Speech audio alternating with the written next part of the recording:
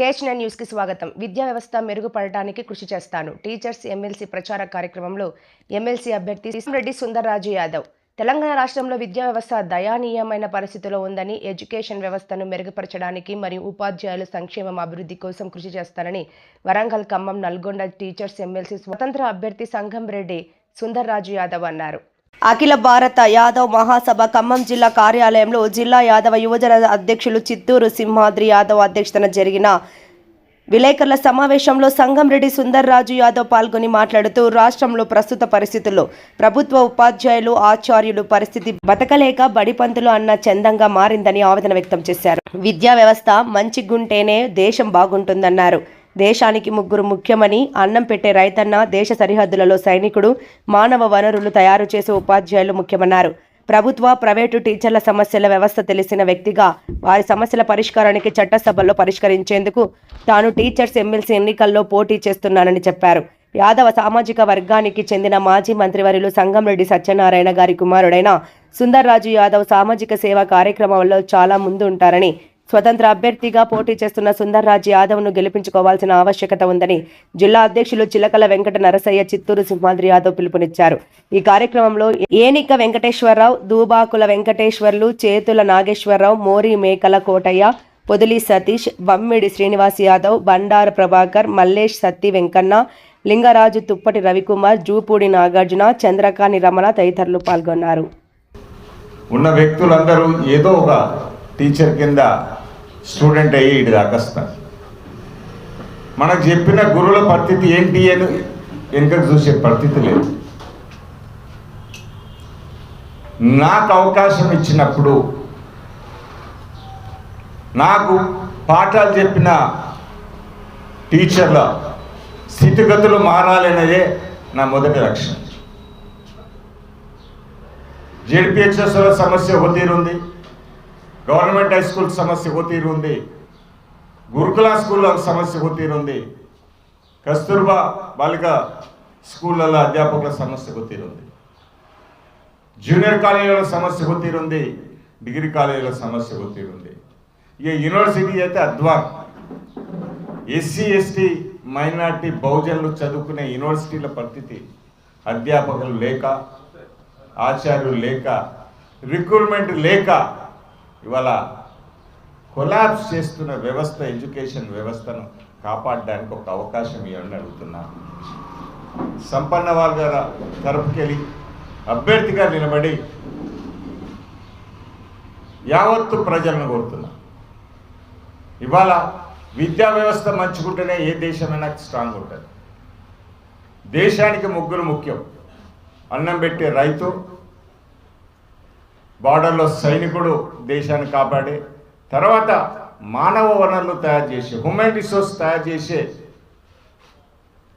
అధ్యాపకులు, ఉపాధ్యాయులు చాలా ముఖ్యం ఏ దేశానికైనా. ఇవాళ డాక్టర్ కావాలన్నా, ఇంజనీర్ కావాలన్నా, నాయకుడు కావాలన్నా, సైంటిస్ట్ కావాలన్నా ముందు మాత్రం మనకు ఆ దేశానికి ఉపాధ్యాయుడు చాలా ఇంపార్టెంట్. కానీ టీచర్ల వ్యవస్థ చూస్తే ఏడ చూసినా సమస్యలే, ఎవరిని కదిలించినా ఇబ్బందే. ఇబ్బందులను ఆ కౌన్సిల్లో మాట్లాడడానికి వ్యవస్థ గురించి తెలిసిన వ్యక్తిగా ఆల్మోస్ట్ 92లో నేను ఎడ్యుకేషన్ ఫీల్డ్కి రావడం జరిగింది. అప్పటికెళ్ళి దాదాపు 32-33 ఏళ్లలో వ్యవస్థ బాగా తెలిసిన వ్యక్తిగా ఇటు మా ప్రైవేట్ టీచర్స్ వ్యవస్థ తెలుసు, ఇటు గవర్నమెంట్ టీచర్స్ వ్యవస్థ తెలుసు. దాదాపు ఇద్దరు చేసే పని ఒకటే, వేతనాల తేడా ఉంటుంది తప్ప అందరూ మాత్రం భారతదేశ పౌరులకే బాబీ పౌరులు తయారు చేసే బాధ్యత ఇవాళ ఉపాధ్యాయులు తీసుకుంటారు. కానీ వాళ్ళ సంక్షేమం ఎలా ఉందంటే ఎవరు పట్టించుకునే నాదులు లేడు. మొన్నటి వరకు మనం చూసిన రోడ్లు ఎక్కి స్ట్రైకులు చేసి ఇవాళ టీచర్లు సంతోషంగా ఉంటేనే కదా ఆ క్లాస్లో వాళ్ళు చెప్పే పాఠాలు మనసుతో చెప్పాలి. ఏదో కన్స్ట్రక్షనో, ఇంజనీరింగో కాదు, ఇంకేదో ఫీల్డ్ కాదు.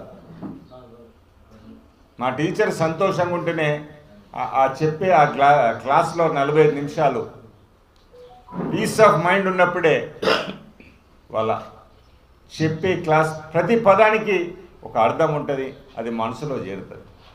మనం చూస్తూనే ఉంటాం, కొద్దిగా డిస్టర్బ్ ఉన్న టీచర్ క్లాస్లో చెప్పే విధానంలో తేడా ఉంటుంది, కానీ మనస్ఫూర్తిగా కనుక చెప్పగలిగితే పిల్లలు సంతోషంగా రిసీవ్ చేసుకోవడానికి అవకాశం ఉంటుంది.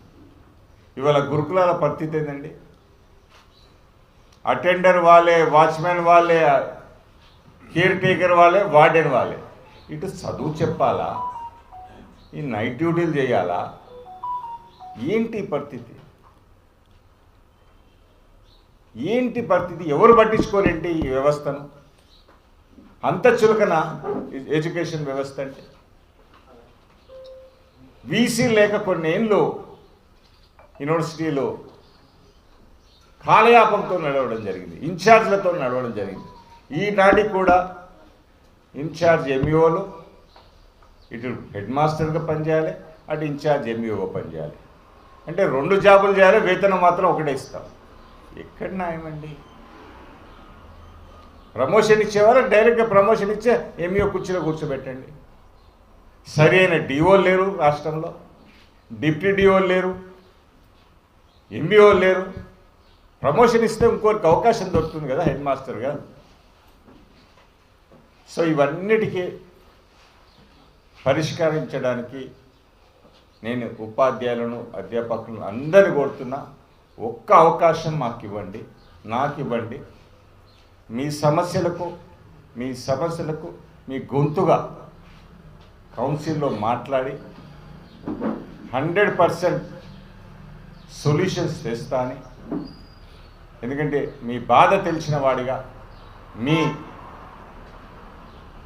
మీ మనిషిగా నేను కౌన్సిల్లో ఉంటానని ప్రతి ఒక్క ఉపాధ్యాయులను, అధ్యాపకులను కోరడం జరుగుతుంది. జై తెలంగాణ.